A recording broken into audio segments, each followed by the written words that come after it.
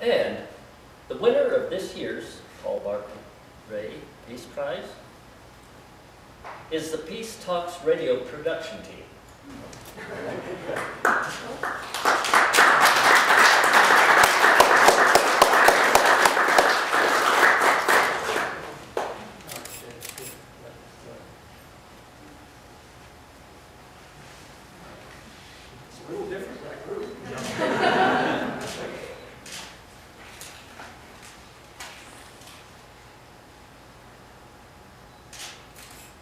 Peace can be accomplished. I'm Nola Daves-Moses. I'm the executive director of the nonprofit Good Radio Shows, and we produce Peace Talks Radio. I'm also an alumni of UNM.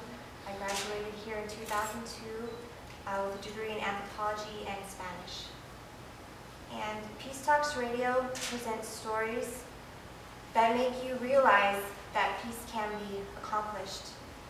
Peace on earth is what we often think about when we hear the word peace.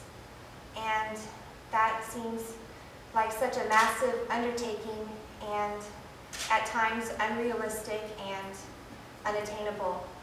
However, what I have learned by listening to Peace Talks Radio is that peace can be found in everyday life. Peace Talks Radio provides stories that explore situations where people cultivate and accomplish peace in their lives and spread it to those around them. Hi, I'm Carol Boss, and I'm a co-host of Peace Talks. And I can't tell you how proud I am to be part of this very special radio program that was born of a vision of Paul Ingles, who will be speaking in a moment, and Suzanne Kryder, who Mark mentioned is in Washington, D.C. now. One review that I read of our program said that Peace Talks Radio is a powerful yet very gentle program. And I think, as Nola was talking about, the power is in the storytelling. We encourage guests to tell their stories, which are often tender and they're compelling. And listeners tell us that they're inspired. And when we humans are moved, we are opening ourselves, as Paul Ray has said in his vision statement, to integrate peace into all of our thoughts and actions. And that is a thing of great beauty. Now, I have a little bit more to say, but I want to let our other key team member contribute here. Suzanne Kryder, who lives and works in D.C., couldn't be here now, but as Paul said, there's always a third way to bring somebody here. And so I have her in this box.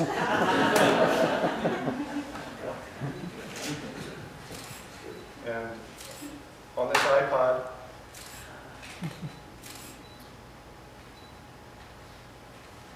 And in this photograph.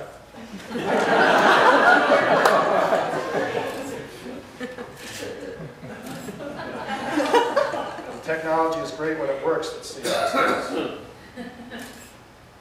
Good afternoon. Thanks very much to the committee for selecting Peace Talks as an awardee this year. Mr. Ray, I appreciate your commitment to peace and your foresight in creating this prize to encourage internal and external peacemaking. And congratulations to Artie for your selection as well. As a UNM alumni, it's been an honor to stay connected to the university community through our show. I'm particularly grateful for all of the in-kind support we've received from KUNM, in particular the encouragement from Richard Town, KUNM's general manager.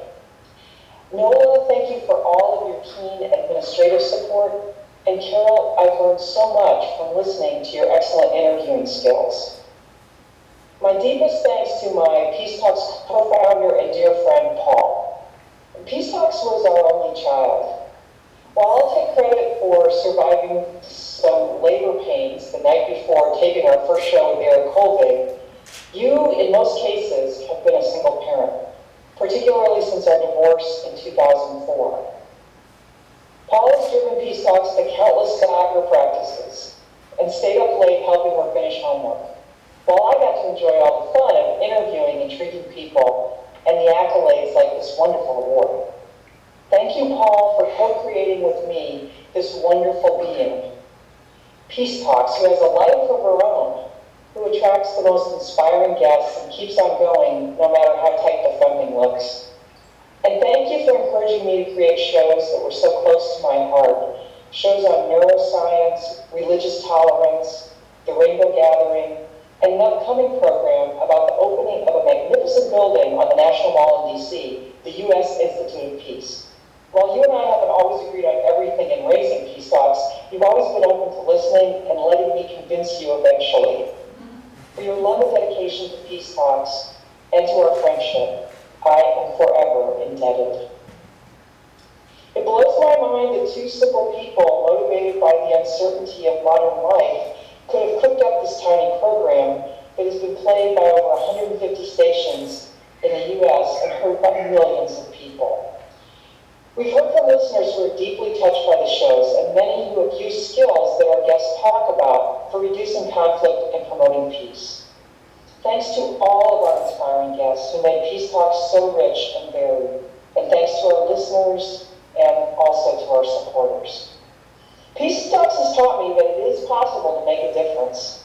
I encourage each of you here this afternoon to take some kind of action for something you really care about.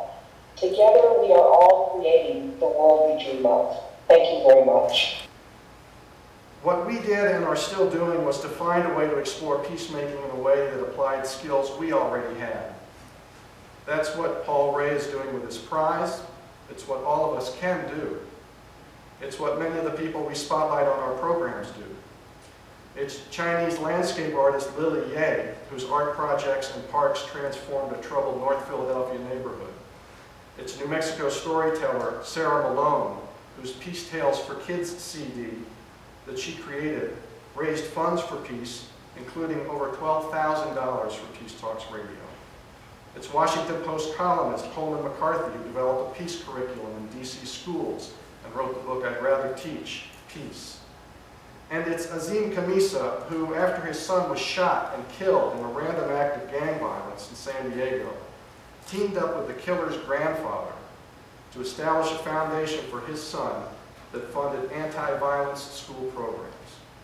We've told their stories as well as the stories of famous peacemakers like Gandhi, who said, "Be the change you wish to see in the world," the Dalai Lama, who said, "Be kind whenever possible, it is always possible," Martin Luther King, who said, "Unarmed truth and unconditional love will have the final word in reality," and John F. Kennedy, who was turning his administration toward peace in the months before he was shot in Dallas.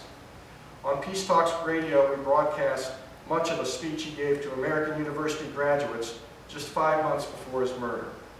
He concluded his remarks saying, "This generation of Americans has already had enough, more than enough, of war and hate and oppression. We shall be prepared if others wish it. We shall be alert to try to stop it.